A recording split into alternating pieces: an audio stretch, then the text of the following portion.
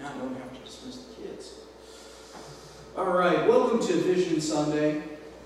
And for those of you who don't know what Vision Sunday is, throughout the year, there's that fifth Sunday, that 1 month that has the fifth Sunday in the year. This year, it's March, June, September, and December. Last year, we had 5 months. But what we do is we go back and we look at what the vision of the church is, what we're praying to accomplish here, what we want to see, what God has laid on the hearts of leadership here. So, most churches will do like their Vision Sundays at the beginning of the year, and then it kind of like drifts away, and then they come back January and they do that. What I've seen, what I've read, is that this is actually a good thing because it keeps the momentum going throughout the year. You know, it's kind of like when you see that one point in the year, like think of a toy and how it's trying to go forward, and sometimes it stops and then goes forward, and then stops and goes forward. And that's what Vision Sunday is to do. It's to keep the momentum going as we go forward with the vision of the church. So today, we are going to be in the Gospel of Mark, chapter 14, verses 66 through 72. I don't think I did. Yeah, I didn't put it up there. But here's the thing for this. This is what we're doing. We are going through our Gospel of Mark. We're going through this verse by, well, not verse by verse, but we're going through chapter by chapter, section by section. And today we're at the point where Jesus is denied by Peter. So I have the words on the screen for you. And this is what it says. And as Peter was below in the courtyard, one of the servant girls of the high priest came. And seeing Peter warming himself, she looked at him and said, "You were with the Nazarene, Jesus." And he denied it, saying, "I neither know nor understand what you mean." And he went out into the gateway, and the rooster crowed. And the servant girl saw him and began again to say to the bystanders, "This man is one of them." But he denied it again. And after a little while, the bystanders again said to Peter, "Certainly you are one of them, for you are a Galilean." But he began to invoke a curse on himself and to swear, "I do not know this man or whom you speak." And immediately the rooster crowed a second time, and Peter remembered how Jesus had said to him, "Before the rooster crows twice, you will deny me 3 times." And he broke down and wept.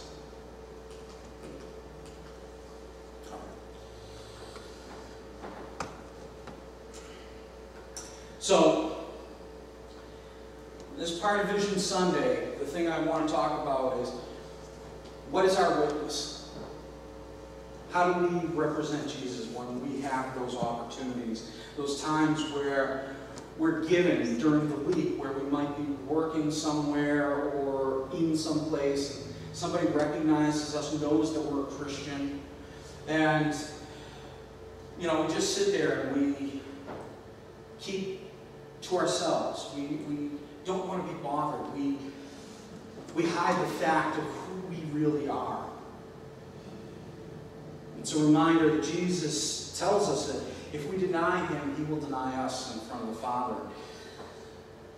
I pray that we never do that. I don't want to ever see us have to deny Christ in that way. And so part of the vision that we're having is discipleship, training, evangelism training, all this stuff to go forward in presenting the gospel in a positive way. See, the world today, they sit there and they look at us as hypocrites, as people, and here Peter is obviously a hypocrite. Remember what he said? He said just hours before, "I would never deny you, Lord. Never deny you." And Jesus said, "You're going to deny me 3 times. And when the reality hits Peter, he's sorrowful, he's breaking down, he's crying.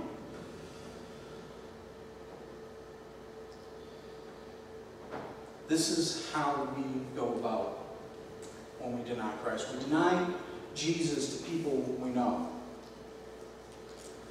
Look at this.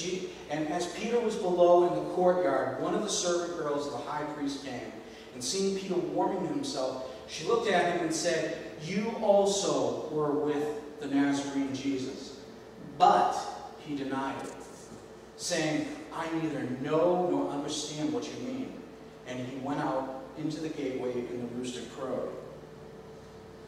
It should have been an automatic warning. That was like God sitting there hitting the buzzer for Peter. See, how many times do we go out in the world, we go to work, and we get asked, "Hey, what did you do this weekend? What did you do?" We might say, "Hey, I went to a game." Some of us after church, we're going to the hockey game. Some of us are sitting there and, we might mention that to the people that we know. But how many of us are mentioning, "Yeah, I went to church"? We sometimes get embarrassed to say that. We sometimes get embarrassed to tell people that when they ask Friday, "Hey, what are you doing this weekend?" to say, "I'm going to church." Or after the fact, "I went to church." Recent studies showed that 80% of people, if you ask them on a Saturday, will go to church.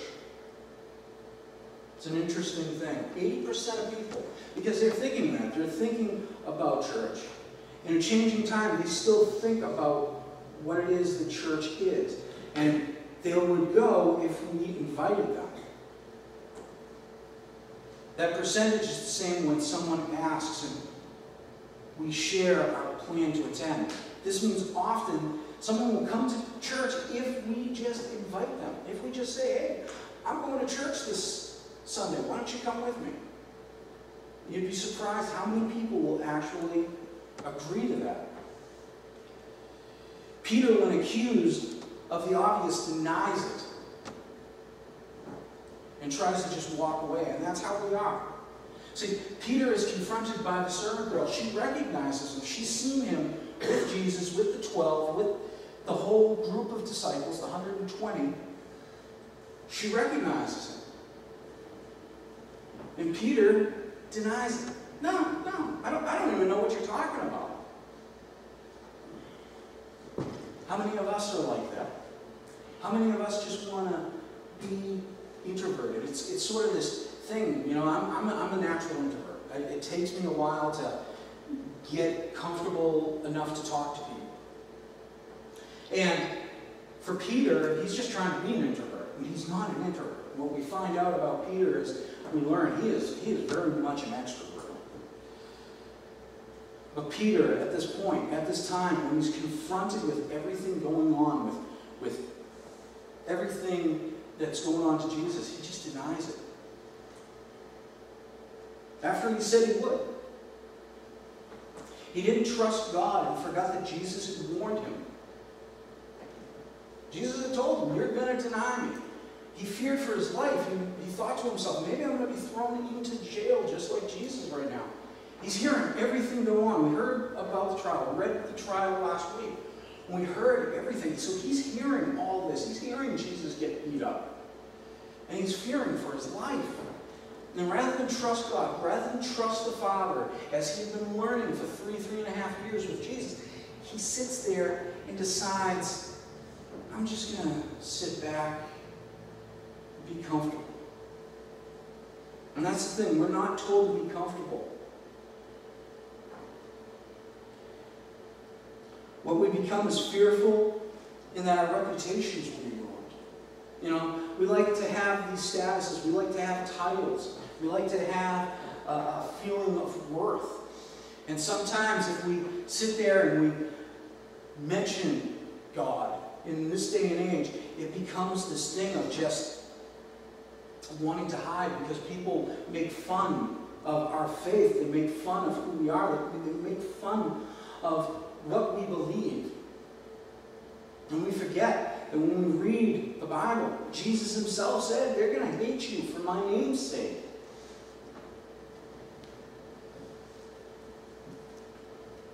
Peter is getting that firsthand.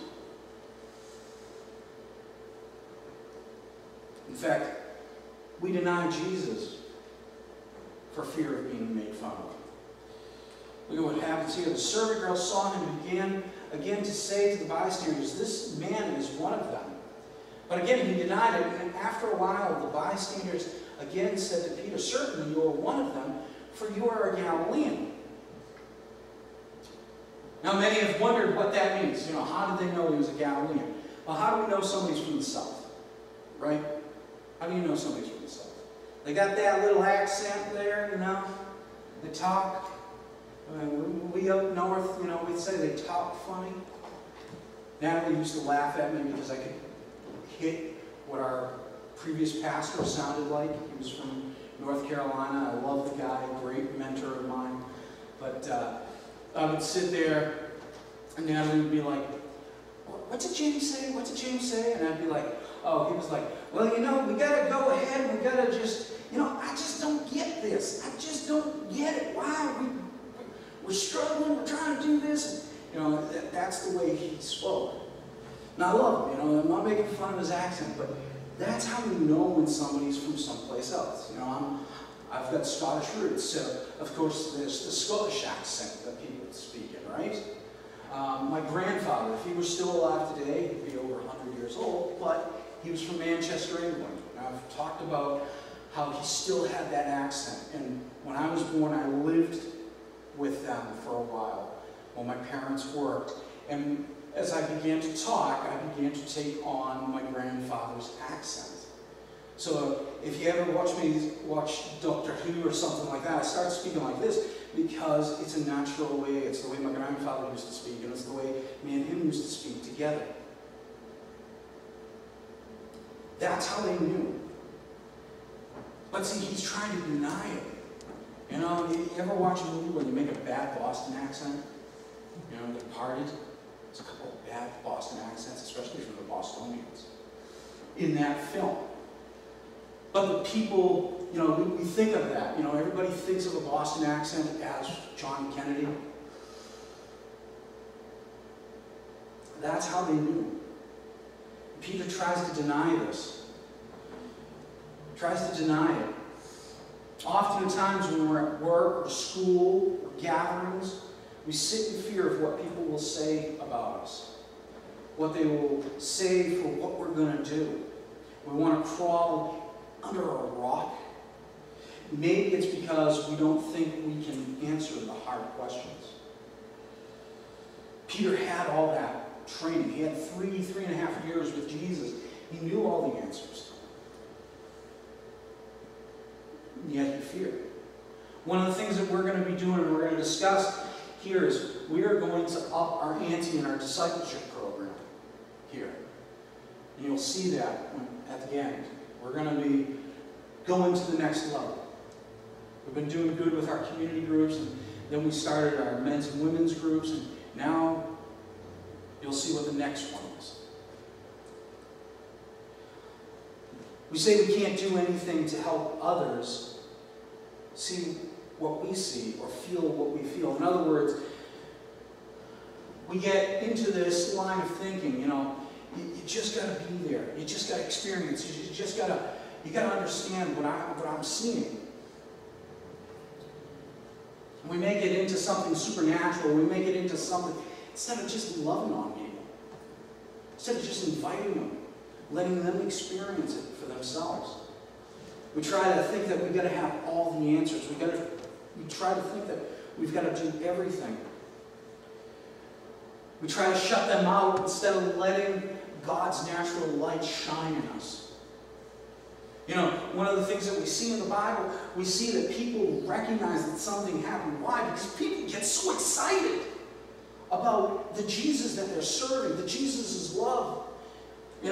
How many times did Jesus heal somebody and they sit there and Jesus is like, "Now, be quiet and don't tell anybody." And what did they do? Hey, let me tell you, I have seen Messiah and he's healed me. Caleb, weren't you blind? Yeah, Messiah healed me. They get excited and they want to share that. They want to share what's going on. supposed to do. Many times, it's a matter of how we live and act versus what we say and do. You know, the old saying, you know, do as I say, not as I do. Your parents probably said that many times to you in your life. That's the same thing. We sit there and we come to church. We're glad to be here for the hour and a half of worship, and then a little bit of fellowship time afterwards. And then some people go home and they revert back to who they are, who they don't want people to see. Or they revert back to struggling, to understand, trying to understand who Jesus is, trying to dig deep, and they don't know where to turn because the other people aren't there showing them how to live, how to act, how to love like Christ. We can't go back to who we were when God's light shines bright in us. What ends up happening is we end up backsliding. We deny Jesus by backsliding. Many people, many times, they sit there, they act a certain way, they do a certain thing, they become Christians, they're so excited, and people see that. What is going on in your life? What has changed? What is so exciting? I want this. I want to see you. I want to go where you're going. They're excited about what's going on. They go and they do this. And what ends up happening in those instances is that's the opportunity. We talk about being able to invite people, right? Well, that's the opportunity to invite them to church because they're seeing that. But many times people backslide. Things start going wrong. You know, like I said, we become Jesus' #1 PR person when everything's going right. When everything's going right, we're like, yay, Jesus. When things go wrong, we start to doubt, we start to deny, we start to feel like, should I even go to church?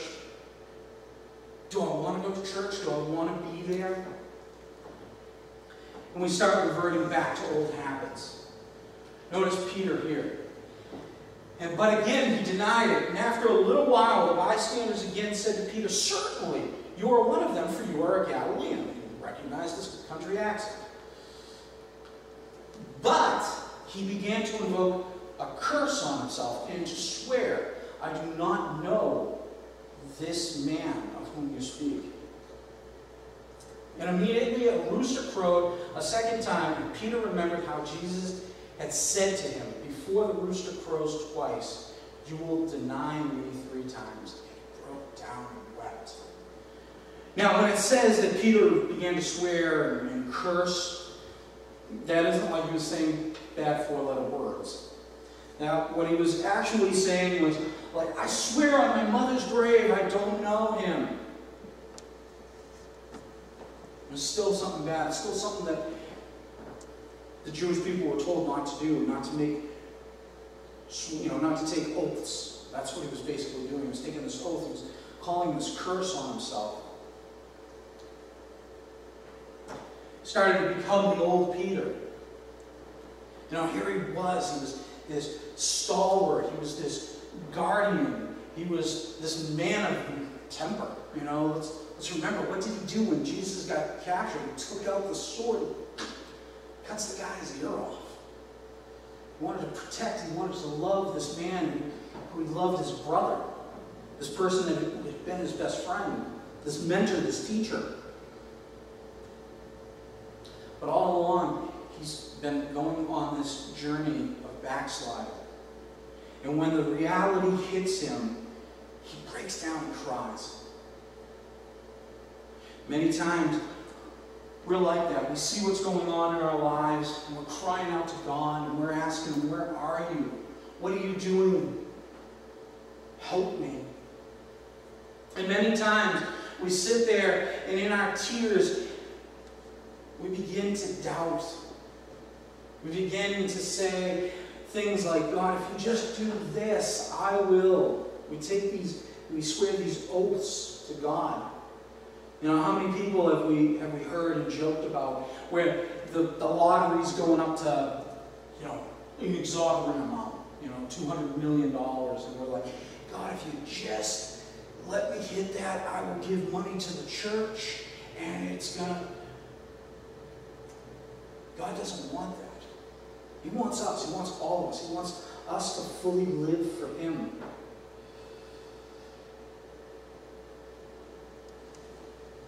What He wants is us to be joyful. And that we should be so joyful that we are willing to share the gospel and invite people. See, here's the thing. Peter fails. Peter fails. Fails miserably at this point. But what happens to Peter?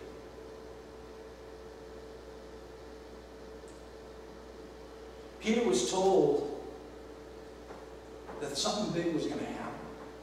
He knew the answers. He knew what the answer was. Many people will sit there and say, well, Peter's the cornerstone, the stone that Jesus talks about. Because Peter means Petra, which means rock. But that isn't it. The rock was the truth, the fact that Peter knew Jesus was the Son of God. What ends up happening in the mission is Peter, after Jesus dies and was resurrected, and he sees them, and Jesus restores them back into the fold. Jesus spends 40 days with them. And as he ascends to heaven, he says, I'm going to send the Holy Spirit on you. Go to this place. And they go to that place. And after 120 days, is what we call the day of Pentecost. And on that day, the people hear people speaking in their foreign language, and they're wondering, are they drunk? Are they? And Peter, instead of hiding, he opens up the doors, he comes out, and he starts to deliver the first sermon of the church. And in this sermon, what ends up happening is 3,000 people come to salvation in Christ from the words that Peter speaks, that the Holy Spirit gives him. Because he is now not willing to deny. In fact, Peter's own words, as he would say in his letter to the church, are this: but in your hearts revere Christ as Lord, and always be prepared to give an answer to everyone who asks you to give the reason for the hope that you have. But do this with gentleness and respect. Now that's coming from a guy with a temper. Kind of think sometimes Peter might have been a redhead like David. And anybody who has been born a redhead, which I know there's 2 in this room, can tell you we have tempers. But Peter sits there and he says, do this in gentleness and respect. Many times what ends up happening, we see this with a number of churches, with a number of groups out there. They sit there and they're forcing, we call them Bible thumpers. They sit there and they're basically like taking this and just hitting people over the head with it. That isn't what it is. We talked about Jesus, Prince of Peace. He was full of love. The only time he was angry was in the temple, when he saw what they had made the temple into. But he was this loving man, willing to do the Father's will. And Peter now understands that. He now understands what it's like to live as Christ. In fact, he's so humble that history tells us his martyrdom, when he went to be crucified, he asked to be crucified upside down because he didn't feel he was worthy to die the same way as Jesus.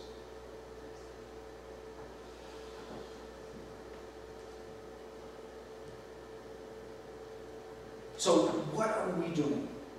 How are we going to go forward? How are we going to evangelize? How are we going to share God? How are we going to grow so that we can share Christ with others? Part of the vision of this church is to make fully committed people, wholly committed people, followers of Jesus. How do we do that?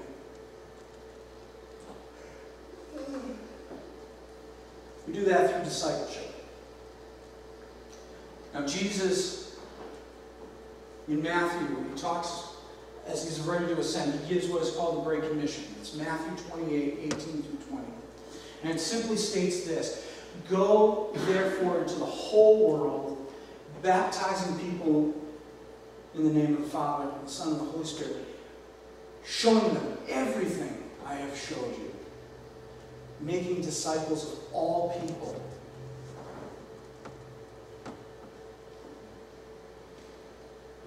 So there is this legacy that we have. There is this thing that we have where from Jesus to the disciples, to their disciples, as the church grew, they shared what they knew. It's how we keep it today. I always found it interesting when I studied church history that, we look at Jesus and we look at John, and then we can follow him up to Polycarp. There's like 5 generations of Christians there. 5 generations of the church that we can follow. And what we see that there is this interesting history, this interesting ability, because we call people the church fathers, those people that, aside from the apostles and the original disciples, they were the ones that helped shape and form the theology, the understanding of who God is. We can see that this is done through discipleship. So here's what we're going to be doing, all right? And you look at Jesus' example here, all right? Preach to the thousands. There are many times in the Bible it talks about him preaching to the 4,000 or the 5,000. And the way we look at that today is like the church service. Here is the thousands. And then we look, and Jesus had the 120 or the 72, depending on what point in Jesus' ministry he's at. And we can think of that more as like the men's and women's groups. Because we've got like a concentrated group, a smaller group of people. And then when you look at the 12 apostles, all right, remember that Jesus called them apostles. We sometimes say the disciples, but the Gospels shows us that the original 12 were the apostles. He gave them a title because they were sent ones, they were messengers. He gave them that title. And we look at that as our community groups. Think of all those times that Jesus is sitting there and he's sharing the gospel. He's talking about heaven. And we look at how Jesus did that. How did Jesus do that? At times he would preach to the multitudes, okay, the thousands. He'd preach to the multitudes, and then he would take the disciples aside and tell them, like, this is what I meant. Like if he was teaching them a parable, he would sit there and say, this is what the parable means. And they would learn. And then we look at how he has Peter, James, and John, and sometimes Andrew. Some portions will point out Andrew there. And what ends up happening is that's going to be our one-on-one. That's going to be the new thing that we're starting. So you notice like how we have the first 3 are underlined. That's because that's what we're doing right now. But what we're going to do as we go into this new year, we're going to do one-on-one. So why would we do one-on-one? Well, you look at like Peter, James, and John. Some people will say, well, they were given hidden secrets. No, they weren't given hidden secrets. Jesus spent more time with them because he knew that they were the ones that were going to help shape the other 12, the remainder of the 12 and the whole church. We look at what happened with Peter. He became like the voice of the church. James became the leader of the church in Jerusalem. And John, we see that he's this leader, and he goes all the way to the end. He writes, and not just the Gospel of John, but he writes 3 letters, 1st, 2nd, and 3rd John, and then he writes Revelation.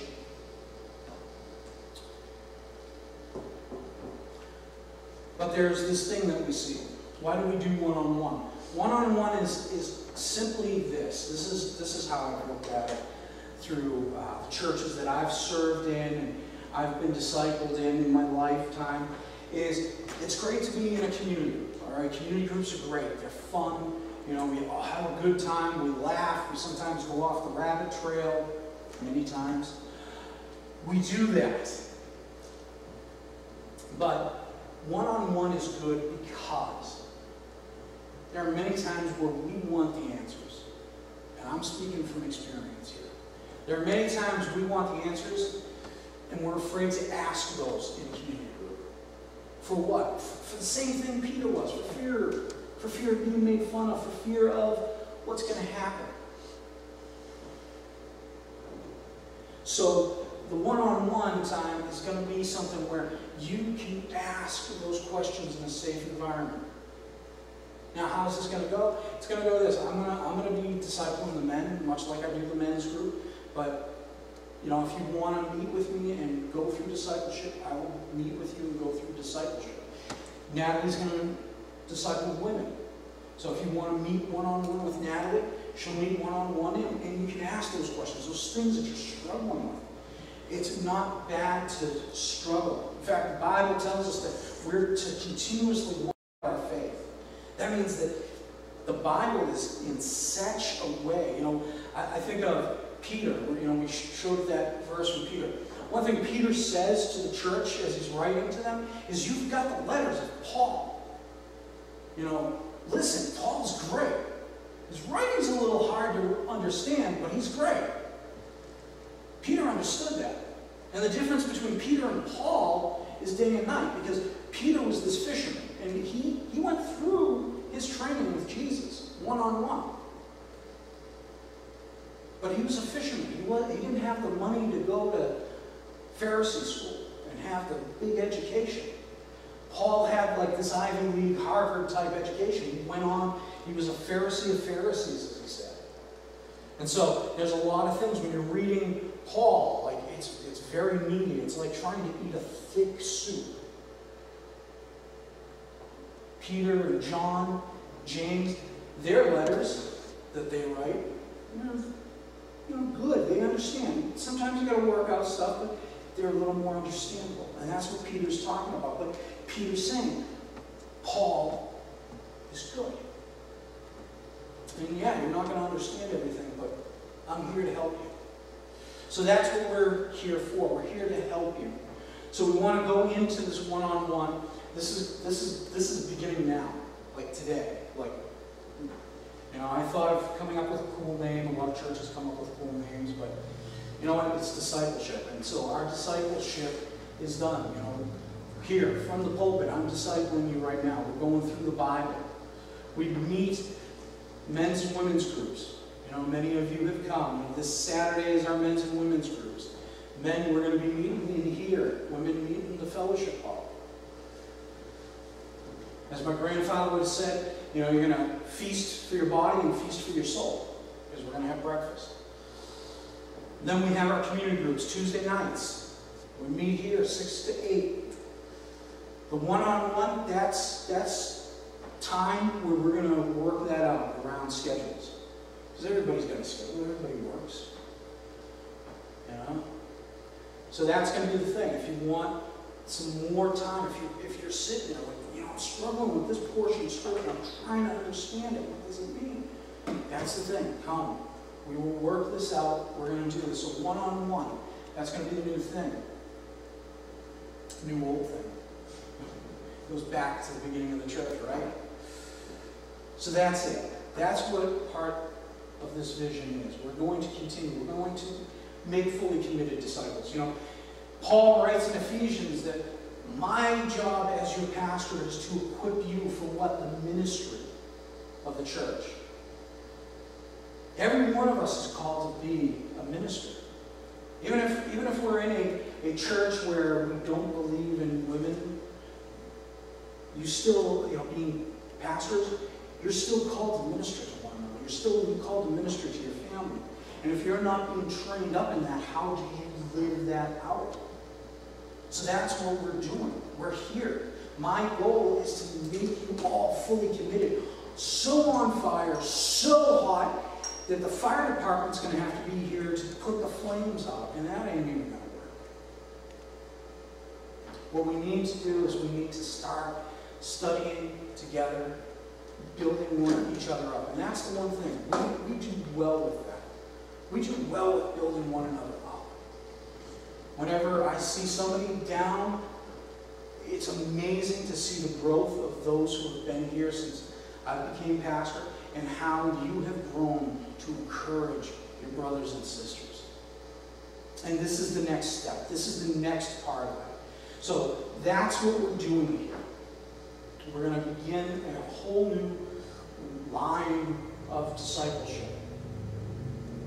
So if you're interested in meeting one-on-one, guys, come see me after service. If you want women, see Natalie after service. Because this is it. This is it. We're not playing games. We're in a battle. You know, I think of it in this way. Pastor Eric's going to be here next week. Pastor Eric served in the Navy. I briefly was in the Army until my back went out in basic. But the one thing that we knew from the training, from understanding everything that we were to understand, even the Army does this. They have fire teams which are like 2 to 4 people, and you have a corporal that's in charge of that. It's the same principle with the one-on-one. It's that thing, you know, like in order for the Army, for the military to build up leaders, they give a person a small group to be in charge of for a time. And that's the one thing that the Bible tells us. I have given you little, now I will give you many. Whatever we do with the little that God gives us and how that grows, God will bless us. So right now, my goal as your pastor, as the pastor of this church, is to get you ready. To get you ready for what we're to do. And that's what we're going to do. We're going to take discipleship to the next level. All right. Let's go to the Lord in prayer. And we will take the offering. All right. Father in heaven, we thank you for this day. Thank you for this time. We thank you for the example. We see many of us struggle. Many of us struggle with trying to understand what that next level is, what that next thing that we're supposed to do is, Father. We look at Peter and how he fell, how he just had the answers and didn't want to serve at that time, Father. He backslid. He did so many things, Father. I pray that you would give us boldness, that we would never be like that. I pray that your Holy Spirit would be upon us to give the answers to the people that need it, to give the answers to those that just love and want to be loved. Father, help us. Put those people in our pathways this week. Let us never forget that the Holy Spirit will always go before us and give us the answers. But Father, as we begin this next stage here, I pray that you would use it for your glory, that you would be glorified, you would be honored. That through the growth here in our faith, that you would be glorified and be made famous into this area.